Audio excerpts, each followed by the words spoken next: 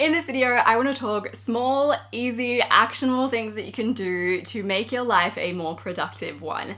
Productivity is not the most important thing. There are plenty of other things that are more important than being a productive person, but if you are more productive, you're more likely to get the things that you want to do done and work towards the life that you want to be living and the person that you want to be. And there are a lot of really actionable, really small things that you can do to make your life a more productive one that don't really require that much effort. So in this video, I'm going to talk 20 small changes to be a more productive person. Number one, have a reminder go off every hour when you're working or when you're studying. And at that reminder, go and check your to-do list that you wrote in the morning, or go and look at the time block that you did at the start of the day.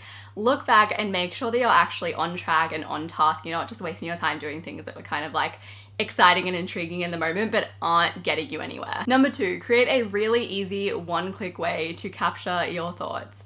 So that way, when you remember that you need to take those things to the thrift shop, you can write it down on your to-do list instantly. You know where to put it, it's a safe space. Or when you're in the kitchen and you remember you need to buy strawberries, you can just yell at the Google Home. It's just like one instant way to capture those thoughts. That way they're not nagging you while you're trying to do other more important things. Number three, if you are trying to reduce your time on social media this year, set up the automations app on your iPhone, and there's probably an equivalent on Android, where every time you open up Instagram or Facebook, you can trigger it so that your partner or your best friend gets a message. You're gonna be a whole lot more conscious of how often you go on social media if you know that someone else is on the receiving end of a text message that says, so-and-so is on social media every time you open the app. If you want to learn to be more conscious of your social media time, a bunch of other like tips, tricks that I have a whole video on that. I'm going to have that linked up here and down below. Number four, create a self-compassion journal for yourself. There is nothing productive about beating yourself up for not being productive, and that's where a self-compassion journal can come in handy. Every time you get into a mood where you're like, ugh,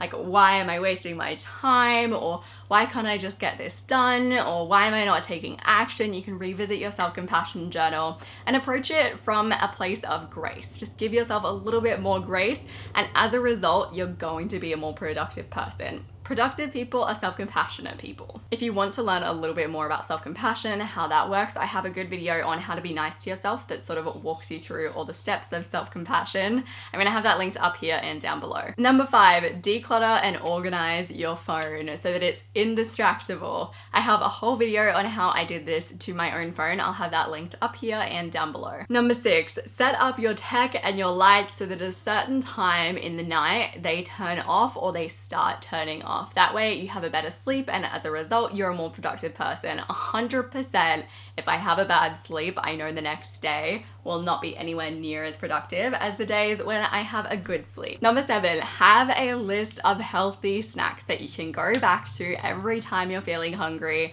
Put it in your Google Keep, in your Notion, whatever app you may use.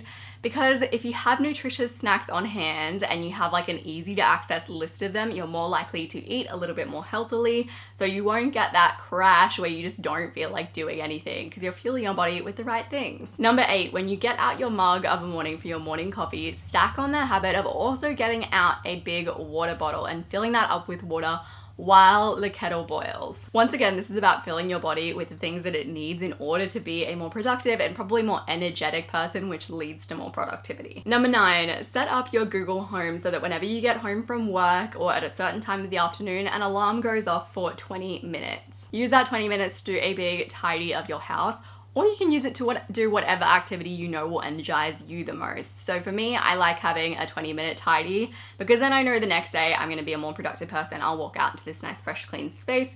But you might wanna do a 20-minute workout, and that alarm is for you to do 20 minutes of, I don't know, the ongoing repeated 7-minute workout, something like that. Number 10, get blue light blocking glasses. That way your eyes don't get sore and you have a little bit more energy to get you through the day. Number 11, give yourself one day a week to focus on planning. The rest of it should be for action taking. I think there are definitely two traps that you can fall into. You can be an action taker that doesn't put any thought into anything, or you can be a person who thinks a lot and doesn't do anything. If you are the latter, then set yourself aside one day every week That's when you do your planning. That's when you do your strategy, your thinking. And the rest of the days need to be for action taking. Number 12, create checklists and templates for anything that you do regularly in your life.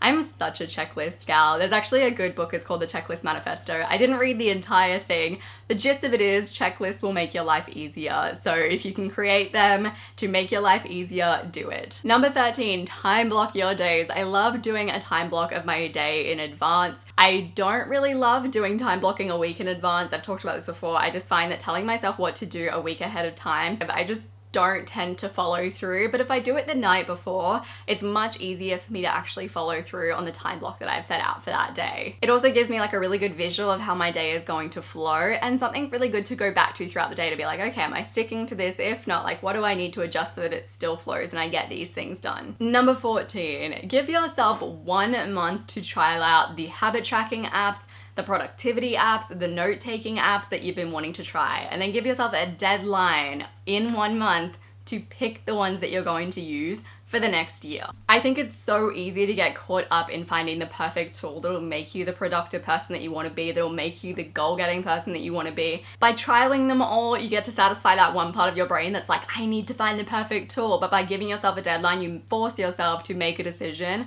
and start actually doing the work rather than looking for the perfect tool. Number 15, have a not to do while working list. So on my list would be randomly flicking back to my email tab just to see if like any cool opportunities have come through, because you never do know. Same with Messenger. And by actively acknowledging that those are things that I don't want to do while I'm working, it makes me more conscious of it. Number 16, set a tab limiter up when you're in serious work mode and it doesn't involve web browsing. Set a limit of like 2 or 3 tabs so that you don't get easily distracted. Number 17, if your work involves writing, get yourself a really good writing app that expands to the whole entire screen. That way you have absolutely no distractions while you are writing. Number 18, have a checklist for your weekly reset, your monthly reset, your quarterly reset, etc., etc. These are all the things that you need to do at the certain times of year.